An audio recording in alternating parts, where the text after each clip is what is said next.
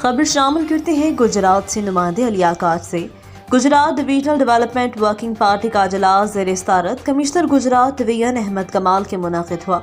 Deputy commissioner Hafizabad Tauqeer Ilyas Cheema, director development Jahangir Bhatt, SC building Tahir Mahmood, XEN buildings Mohammad Rauf, CO health doctor Naeem Akhtar Janjua, SE Zafar Iqbal, CEO municipal corporation Mandi Bahauddin Ahmad Waqar इस मौका पर मौजूद थे।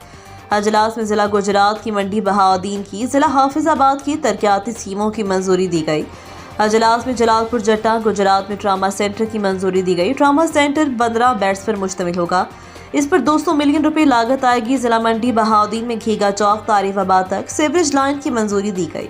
इस मंसूबे की तकमील पर 100 मिलियन रुपए लागत आएगी। इस तरह ज़िला हाफिजाबाद में पब्लिक हेल्थ की मुख्तलिफ यूनियन काउंसिल्स, गलियों नालियों सोलिंग की स्कीमों की मंजूरी दी गई, जिस पर 195 मिलियन रुपए लागत आएगी।